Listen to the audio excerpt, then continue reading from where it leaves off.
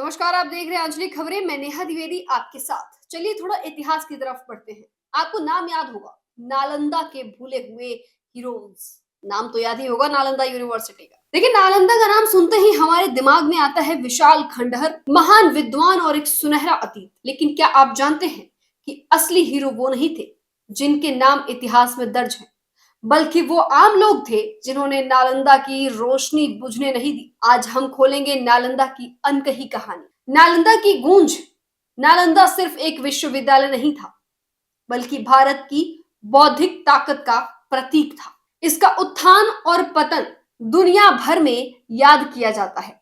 दोस्तों, सवाल यह है कि मशहूर विद्वानों के अलावा इसे किसने संभाला और बचाने की किसने कोशिश की। ज्ञान के रखवाले गुमनाम, असली रखवाले थे आम लोग, लेखक, कारीगर और स्थानीय नागरिक। उन्होंने पांडुलिपियों को बचाए रखा, नए सिखाने के तरीके बनाए और समुदाय को जोड़े रखा।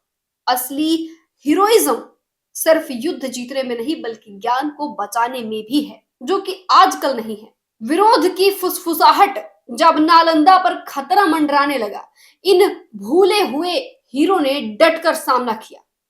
स्थानीय विरोध, ज्ञान को बचाने की कोशिशें और तबाही के बीच साहस, ये कहानियां इतिहास में कम ही मिलती हैं। मलबे के पीछे की विरासत, तबाही के बाद भी उनके प्रयासों से नालंदा का कुछ ज्ञान बचा रहा। शिष्यों और यात्रियों के जरिए ये शिक्षाएं दूर दूर तक फैली। बाद की सदियों में यही बीज नए विचारों के रूप में फिर से उभरे। नालंदा एक ज्ञान का केंद्र हुआ करता था। उनकी जगह वापस पाना अब वक्त है कि हम अनदेखे चेहरों को पहचाने और उनका जश्न मनाएं। इतिहास सिर्फ राजाओं और युद्धों का नहीं, बल्कि उन आम लोगों का भी है जिन्होंने भविष्य गढ़ा है।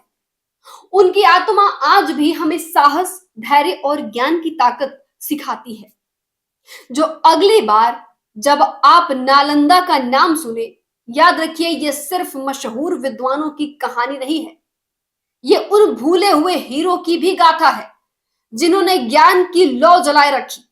अगर आपको ये छिपी हुई कहानी पसंद आई तो लाइक बटन दबाइए, कमेंट में अपने विचार जरूर हमारे साथ साझा कीजिए और हमारे चैनल को सब्सक्राइब करिए, लाइक करिए, इस कहानी को शेयर करिए, बेल आइकन के बटन को दबाइए ताकि हम आप तक पहुंचाते रहें पल पल के अपडेट।